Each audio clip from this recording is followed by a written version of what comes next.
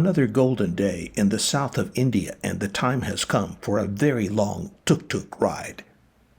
I'm heading out of Munnar, past tea plantations, across eucalyptus groves, through forested roadways, past women carrying huge loads on their heads, to this place, a remote, fertile valley that from above looks as though it could be in Peru, with neatly terraced fields producing fruit and vegetables served all over the south of India. I've come here to visit the Tamil village that is its heart and soul. This is the village of Vattavada, about 45 miles from Munnar. And I've got to tell you, it seems a lot farther than that, riding in a tuk-tuk all the way.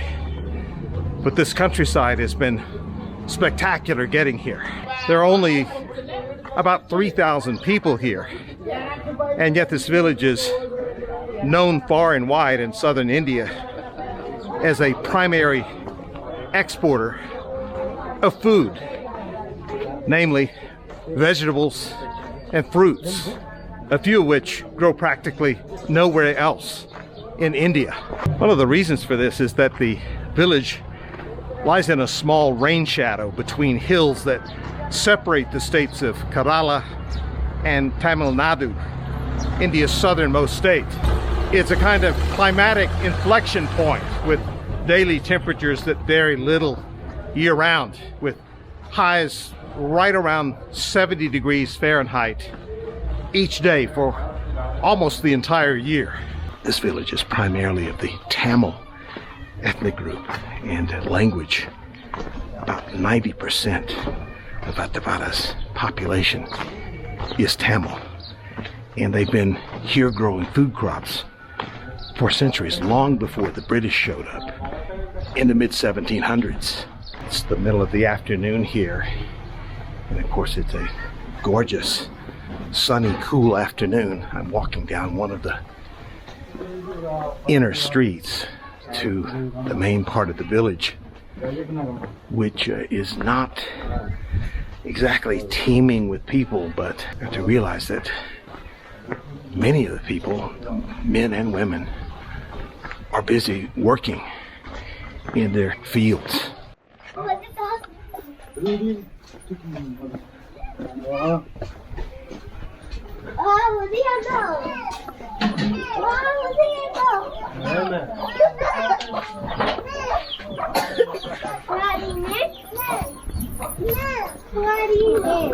I walked into a little labyrinthine street or alleyway, as I thought, but I think what I really done is walk into someone's private home property, so I didn't mean to do that. Hello. Hello. Hello.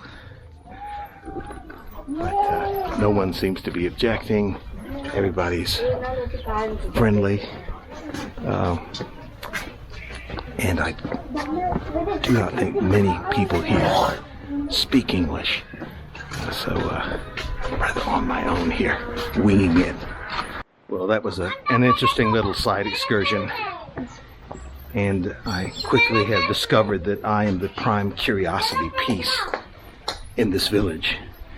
People are very polite, but they're reserved, except of course for the kids, who have created a little posse in following me around. What did you say?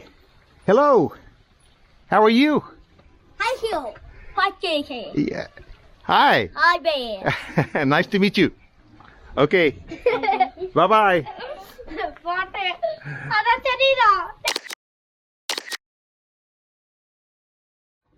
I have a feeling that could be the endless goodbye, because the kids see a stranger who's obviously foreign, of the kind that they don't normally see here, and so I'm their entertainment. But that's perfectly fine. Bye-bye, you to go. Bye-bye.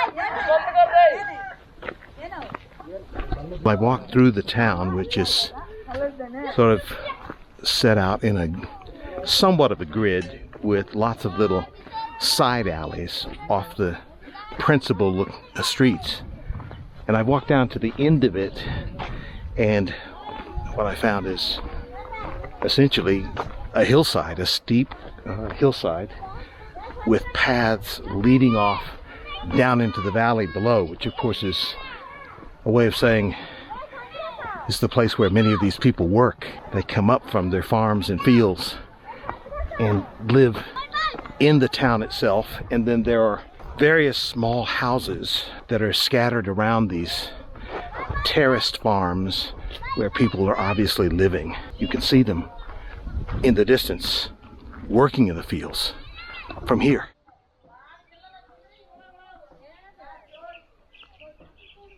To some extent, this place has not changed a lot since the British arrived here in the 1700s, because these people were here doing what they do. And of course, with the growth of India and the boom in population, especially along the southern coast, Kochi is a city of 2 million people. Places like this have become important centers of food distribution.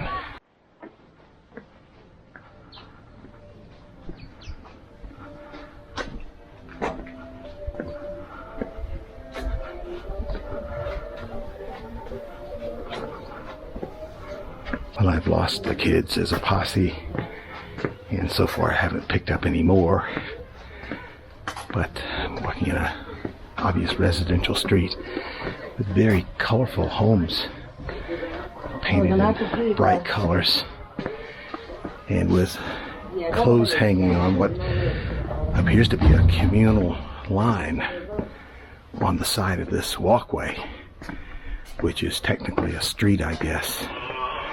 The houses are very small, and if you can hear that in the background, about the only music you hear coming out of the homes seems to be religious music. I've walked to the end of this street, and again, look where it ends.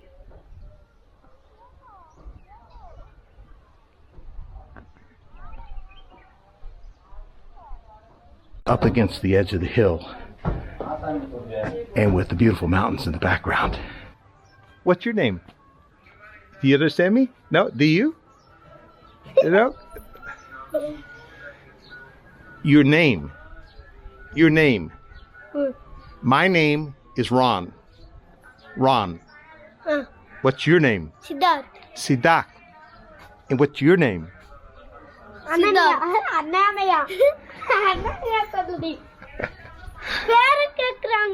Yeah. I only speak English and another language. Malayalam. Yeah, yeah. Nice to meet you. Bye-bye. Bye. Well, I think these kids got that, the hi and the bye. And, yes, yes, a temple. It's a place to worship. Hello, I'm good. The kids were trying to teach me some Tamil. Tamil? Tamil? No, English. Tamil, Malayalam, Yeah. English. Yeah. What's your name? My name is Harun. Yeah. I assume this is this the local temple? Swami. Yeah. Swamiji. There's another temple at the foot of the hill. I know. Two. Ah. Yeah. Okay.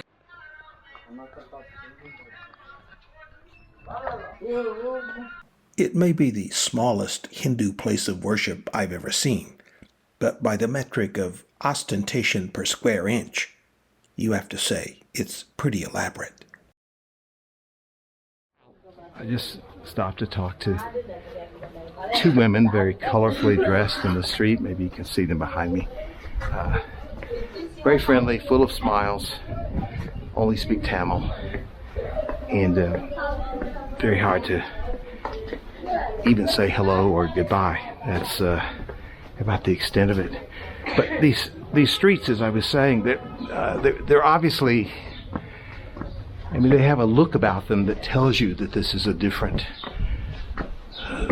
set apart group of people who've inhabited this village. This is not what one thinks of when they think of a typical Indian village.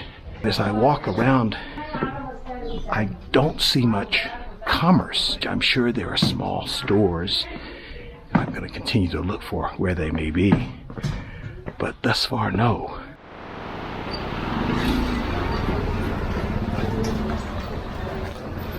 I think that qualifies as a traffic jam here. 2 cars meeting 2 motorcycles.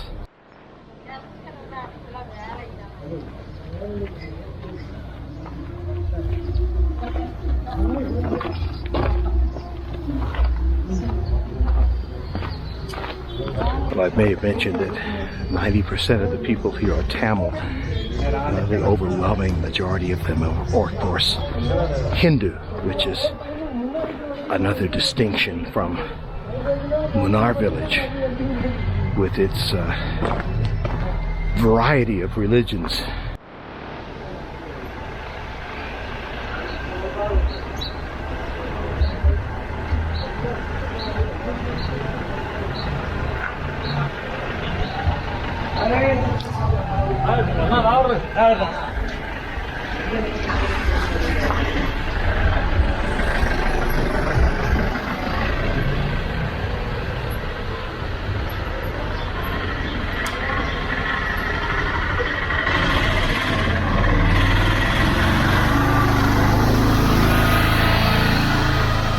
Well, there's no civic plaza here. There's not even anything that you could call the main street, except for perhaps the roadway that I'm on, and this appears to be the commercial center of this village. A lot of very small and sparsely stocked shops of various kinds, from gas canisters to plastic utensils, wire, in other words, locally needed hardware, along with a few little shops selling snacks, treats, chips, soda and water, that sort of thing. But this is the road, the only road that penetrates the town. And it is on this road that you see apparently all of the commerce. Now, I was just about to say there's not even a hotel here, but here's a sign that says that it's a hotel, but it is completely shuttered. It's the Hotel A1, and it is closed up. There's a sign down below that's advertising a chicken and mutton stall, but where that stall is, I have no idea. A very simple, interesting place in the middle of sort of nowhere in the Western Ghat Mountains of Kerala.